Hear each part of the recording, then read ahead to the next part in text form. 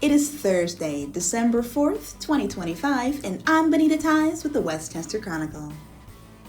Did you know that Westchester University's Anthropology department has public exhibits? Our editor, Kyle Hudson, visited the two exhibits currently on display at the university. First, he checked out Roaring in Secret, Subversion and Change in the 1920s, where he spoke with curator Emily Namavong. My name is Emily Namavong, and this is Roaring in Secret, Subversion and Change in the 1920s. So this exhibit takes you through a typical 1920s house, a middle-class family's home, and there's a parlor, a kitchen, we have a teenage girl's room, and then on the other side we have a secret element of a speakeasy. I picked this because I love museums. I love working with old things, especially things that other people love and find familiar. I think it brings people closer to history and also culture in general. I really enjoy working with the fashion, all this stuff back here. I had to do a lot of restoration on it. Trying to learn how to fix shot silk was interesting, but very rewarding. And also just a curation process, just finding all this stuff and figuring out how to lay it out in a way that is fun and engaging and also easy for people to take in. Well, when I was thinking about what I wanted people to take away, I was thinking the 1920s really wasn't that long ago. It was 100 years ago, which sounds like a long time, but I think of it more as like the birth of the modern world, or at least modern America. Because a lot of these things we see now today, like this fridge we got here, it's just the same fridge we have now. It's just a lot of the modern world in its first form, I think. Then he spoke with Michael DiGiovanni, professor of anthropology at Westchester University, about their newest exhibit, Panel by Panel, the social and cultural impact of comics. So I'm Michael DiGiovanni. I'm a professor of anthropology here at Westchester University and also the director of our Museum of Anthropology and Archaeology. And today we're in our newest exhibition, but it's called Panel by Panel, the social and cultural impact of comics.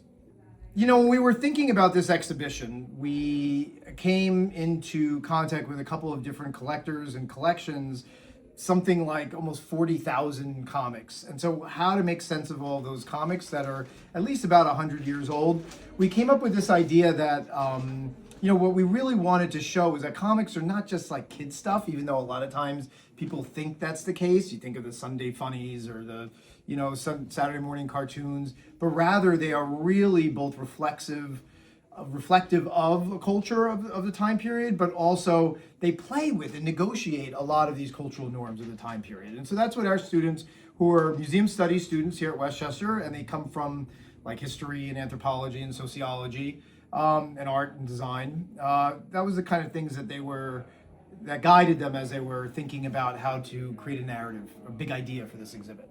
There are so many interesting things, and I think a lot of it depends on you know, who you talk to or what their interests are in. I mean, I'm an anthropologist, and so for me, and I'm an anthropologist of religion and of Italy and things like that. So what was really interesting to me were these really old Thomas Nast political cartoons from the 1870s that were actually pretty anti-democratic machine, the Boss Tweed stuff, and also anti-papacy kind of the papal influence in America in the 1870s. So those things, which we got from the Archdiocese on loan, from the Archdiocese of Philadelphia, were for me really cool.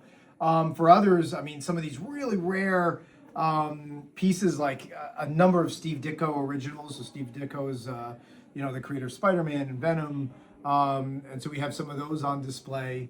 That's really, really cool. There's so many things. I mean, we have, just in terms of collecting, we have some really rare or, you know, off-print kind of, you know, pieces. We have, actually, one of our more popular things, we have a loan of a big collection of Peanuts cartoons. And, you know, it's so funny. We got these cups that were issued by McDonald's in the 80s.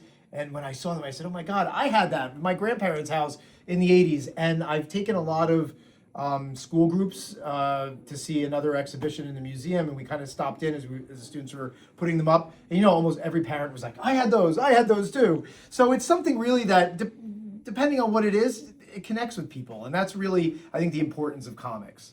The Museum of Anthropology and Archaeology is located in Old Library, which is right at the corner of Church Street in Rosedale. It's that flagship building on our campus with the Rammy out in front. We have 3 galleries that have 3 different really cool exhibitions in there, and it's open to the public, so you can feel free to come by at any time from 10 to 4, any day that the school is open, so on weekdays. There are still a couple of weeks left to visit Roaring in Secret, Subversion and Change in the 1920s before it closes at the end of the year. Panel by panel, the social and cultural impact of comics will be open through 2026. Tomorrow, December 5th, is the Chester County Board of Elections meeting.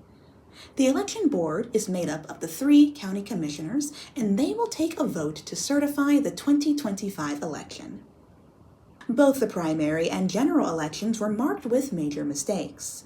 In the spring, the prothonotary race was missing from the ballot, and in the fall, thousands of registered voters were not listed in the poll books when the polls opened. The prothonotary race mistake was blamed on solicitor error, and commissioners have hired Westchester law firm Fleck, Eckert, Klein, and McGarity LLC to investigate the poll book issue. Because of these mistakes, some, including the chair of the Republican Party of Chester County, Rafi Terzian, are asking the commissioners not to certify the election.